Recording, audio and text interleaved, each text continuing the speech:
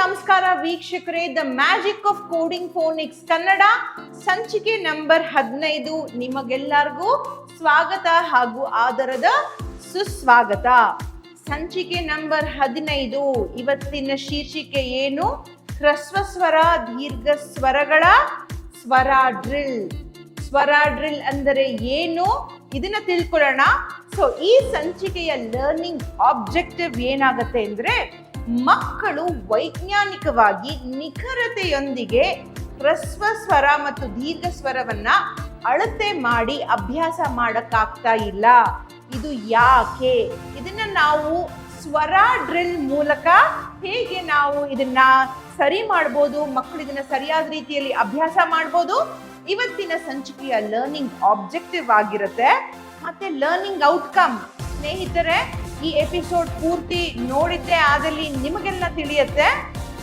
ಹ್ರಸ್ವ ಸ್ವರ ಮತ್ತು ದೀರ್ಘ ಸ್ವರ ಎಂದರೇನು, ಅದನ್ನು ಹೇಗೆ ಅಳತೆ ಮಾಡಬೇಕು, ಸ್ವರಮಾಲೆಯಲ್ಲಿ ಸಂಧ್ಯಾಕ್ಷರಗಳು ಅಂದರೆ ಏನು, ಅದು ಯಾವುವು, ಹ್ರಸ್ವ ಸ್ವರ ಮತ್ತು ದೀರ್ಘ ಸ್ವರಗಳ ಜ್ಞಾನ ಮತ್ತು ಸ್ಪಷ್ಟತೆ ಮುಂದೆ ಕನ್ನಡ ಲಿಪಿಯಲ್ಲಿ ಎಷ್ಟು ಮಹತ್ವದ್ದಾಗಿದೆ. ಇಂದಿಗೂ ಸಹ ವಿದ್ಯಾರ್ಥಿಗಳಿಗೆ ಹ್ರಸ್ವ ಸ್ವರ ಮತ್ತು ದೀರ್ಘ ಸ್ವರ ಉಸಿರಿನ ಅಂದಾಜು ಎಷ್ಟು ಅಂತ ಯಾಕೆ ಅಳತೆ ಮಾಡಕ್ಕೆ ಆಗ್ತಾ ಇಲ್ಲ? ಕೊನೆಯದಾಗಿ ಸ್ವರ ಡ್ರಿಲ್ ಪ್ರಯೋಗ ಹೇಗೆ ಮಾಡಬೇಕು, ಶಿಕ್ಷಕರಿಗೆ ಮತ್ತು ವಿದ್ಯಾರ್ಥಿಗಳಿಗೆ ಇದು ಹೇಗೆ ವರದಾನವಾಗಲಿದೆ, ಇದನ್ನೆಲ್ಲ ಈ ಸಂಚಿಕೆಯಲ್ಲಿ ತಿಳ್ಕೊಂತೀವಿ.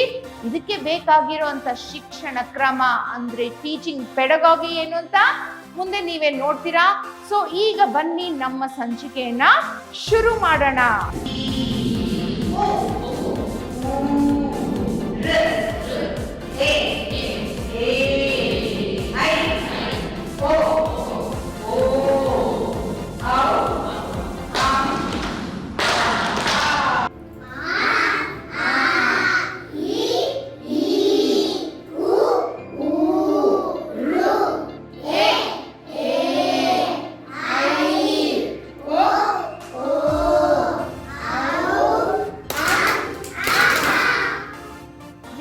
ಗೊತ್ತಿರೋ ಹಾಗೆ ನಮ್ಮ ಸಂಚಿಕೆಯನ್ನ ಶುರು ಮಾಡೋದು ಯಾರು?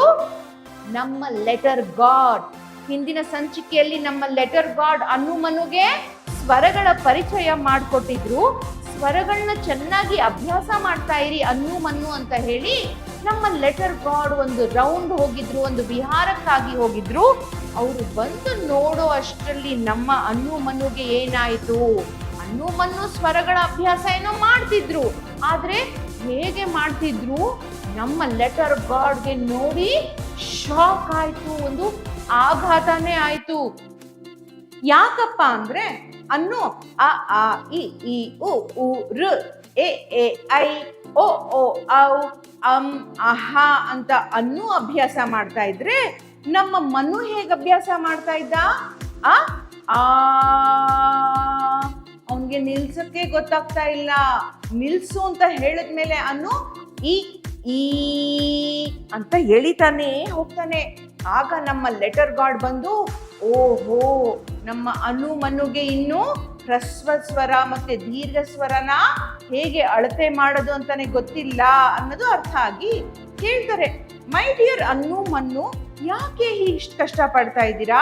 ನಾ ಸ್ವರಗಳನ್ನ ನಿಮ್ಗೆ ಹೇಳ್ಕೊಟ್ಟಾಗ್ಲೇ ಹೇಳಿದ್ದೆ ಅಲ್ವಾ, ಯಾವ ಸ್ವರನ ಹಾಗೆ ತಗೊಳ್ಬೇಕು, ಯಾವ ಸ್ವರನ ಎಳೆದು ಹೇಳ್ಬೇಕು ಅಂತ ಹೇಳ್ಕೊಟ್ಟಿದ್ದೆ ಅಲ್ವಾ, ಆದ್ರೂ ನೀವ್ ಯಾಕೆ ಹೀಗೆ ತಪ್ಪು ಅಭ್ಯಾಸ ಮಾಡ್ತಾ ಇದ್ದೀರಿ ಅಂತ ಕೇಳಿದಾಗ ಮನು ಇಬ್ರು ತುಂಬಾ ಸಪ್ಪೆಯಾಗಿ ಹೇಳಿದ್ರು, ಇಲ್ಲ ಲೆಟರ್ ಗಾಡ್, ನೀವ್ ಹೇಳಿದ್ ನಮ್ಗೆ ಅರ್ಥನೇ ಆಗ್ಲಿಲ್ಲ, ಯಾವ ಸ್ವರನ ಎಷ್ಟು ಎಳಿಬೇಕು ಅನ್ನೋದೇ ನಮ್ಗೆ ಅರ್ಥ ಆಗ್ಲಿಲ್ಲ ಅಂದ್ರು. ವೆಲ್, ನಮ್ಮ ತರಗತಿಯಲ್ಲ ಎಲ್ಲ ಮಕ್ಕಳಿಗೂ ಇದೇ ಸಮಸ್ಯೆ ಅಲ್ವಾ ಕಾಡ್ತಾ ಇರೋದು. ಎಷ್ಟಕ್ಕೆ ನಿಲ್ಲಿಸ್ಬೇಕು, ಅನ್ನೋ ಒಂದು ಸ್ವರನ ಎಷ್ಟಕ್ಕೆ ನಿಲ್ಲಿಸ್ಬೇಕು ಮಕ್ಕಳಿಗೆ ಅಂದಾಜು ಮಾಡೋದಕ್ಕೆ ಗೊತ್ತಾಗ್ತಾ ಇಲ್ಲ. ಸೊ ನಮ್ಮ ಲೆಟರ್ ಗಾಡ್ ಹೇಳ್ತಾರೆ, ಮನು ನಾನು ಹೇಳಿದ್ದೆ ಅಲ್ವಾ, ಅನ್ನೋದು ಹ್ರಸ್ವ ಸ್ವರ, ಅದನ್ನ ಚಿಕ್ಕದಾಗಿ ಅಂತ ಹೇಳ್ಬೇಕು ಅಂತ ಹೇಳಿದಾಗ ಹೇಳ್ತಾಳೆ, ನಾವ್ ಅದನ್ನ ಹೇಗೆ ಅಳತೆ ಮಾಡೋದು ಲೆಟರ್ ಗಾಡ್ ಅಂದಾಗ, ಹ್ರಸ್ವ ಸ್ವರ ಅಂದ್ರೆ ಒಂದು ಮಾತ್ರೆ ಕಾಲದಲ್ಲಿ ಉಚ್ಚರಿಸೋ ಅಂತಹ ಒಂದು ಶಬ್ದ. ಸೊ ಸೊ ಅನ್ನು ಕೇಳ್ತಾಳೆ, ಒಂದು ಮಾತ್ರೆ ಕಾಲ ಅದನ್ನ ನಾವ್ ಹೇಗೆ ಅಳಿಯೋದು ಅಂತ ಕೇಳಿದಾಗ ಲೆಟರ್ ಗಾಡ್ ಹೇಳ್ತಾರೆ, ನೋಡಿ ಅನ್ನು ಮನ್ನು ಕಣ್ಣ ರೆಪ್ಪೆಯನ್ನ ಒಂದು ಸಲ ಮುಚ್ಚಿ ತೆಗೆತೀವಲ್ಲ, ಆ ಕಾಲಾವಧಿಯನ್ನ ನಾವು ಒಂದು ಮಾತ್ರೆ ಕಾಲ ಅಂತ ಹೇಳ್ತೀವಿ. ನೀವು ಆ ಮತ್ತೆ ಇತರ ಶಾರ್ಟ್ ಸೌಂಡ್ಸ್ ನ ಇಷ್ಟೇ ಕಾಲಾವಧಿಯಲ್ಲಿ ಹೇಳ್ಬೇಕು. ಮುಂದೆ ದೀರ್ಘ ಸ್ವರ ಅಂದರೆ ಆ ಅಂತ ಎಳಿತೀವಲ್ಲ, ಅದನ್ನ 2 ಮಾತ್ರೆ ಕಾಲ ಅಂದ್ರೆ 2 ಬಾರಿ ಕಣ್ಣು ರೆಪ್ಪೆಯನ್ನ ಮುಚ್ಚಿ ತೆರೆಯುವಂತಹ ಕಾಲಾವಧಿಯಲ್ಲಿ ಆ ಸ್ವರಗಳನ್ನ ಹೇಳ್ಬೇಕು. ನೀವಿದನ್ನ ಹೀಗೆ ಕಲಿಬೇಕು. ಯಾಕೆ ಗೊತ್ತಾ? ಮುಂದೆ ಕಾಗುಣಿತ ಕಲಿಬೇಕು ಅಲ್ವಾ? 500ಕ್ಕಿಂತ ಹೆಚ್ಚು ಗುಣಿತಾಕ್ಷರಗಳನ್ನ ಕಲಿಬೇಕು ಅಂದ್ರೆ ಈಗ ಈ ಹ್ರಸ್ವ ಸ್ವರ ದೀರ್ಘ ಸ್ವರನ ನೀವು ತುಂಬಾ ಅಚ್ಚುಕಟ್ಟಾಗಿ ಸರಿಯಾದ ರೀತಿಯಲ್ಲಿ ಕಲಿಲೇಬೇಕು.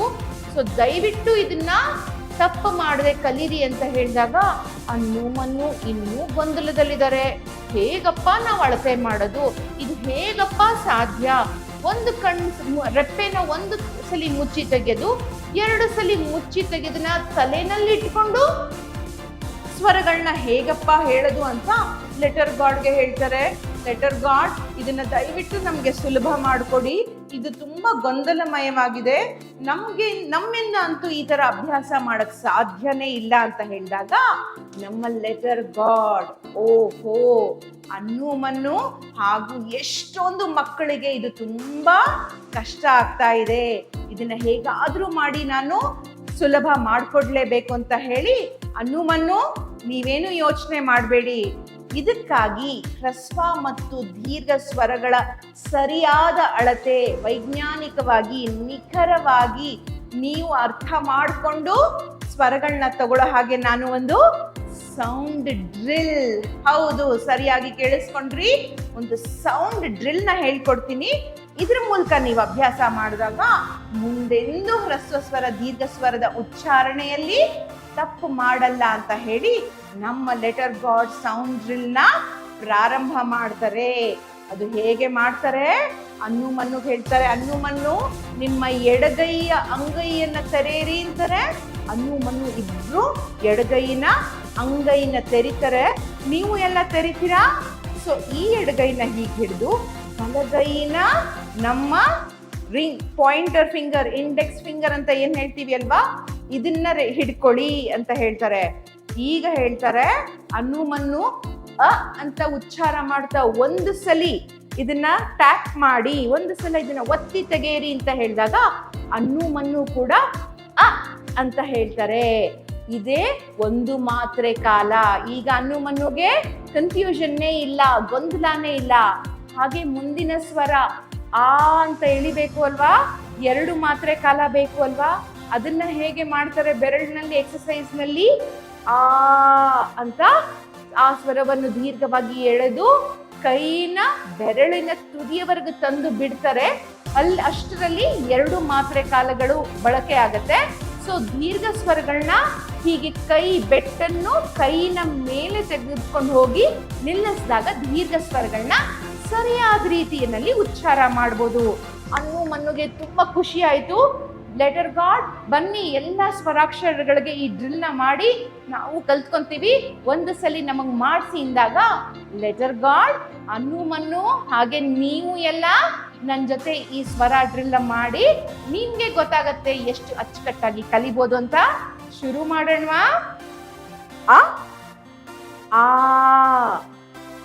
ಈ ಹ್ರಸ್ವ ಸ್ವರ, ಈ ದೀರ್ಘ ಸ್ವರ, ಉ ಹ್ರಸ್ವ ಸ್ವರ, ಊ ದೀರ್ಘ ಸ್ವರ, ರ ಹ್ರಸ್ವ ಸ್ವರ, ಎ ಹ್ರಸ್ವ ಸ್ವರ, ಏ ದೀರ್ಘ ಸ್ವರ, ಐ ಇದು ಸಂಧ್ಯಾಕ್ಷರ, ಓ ಹ್ರಸ್ವ ಸ್ವರ, ಓ ದೀರ್ಘ ಸ್ವರ, ಔ ಇದು ಸಂಧ್ಯಾಕ್ಷರ, ಆಹಾ ಇದು ಅನುಸ್ವಾರ ಮತ್ತು ವಿಸರ್ಗ.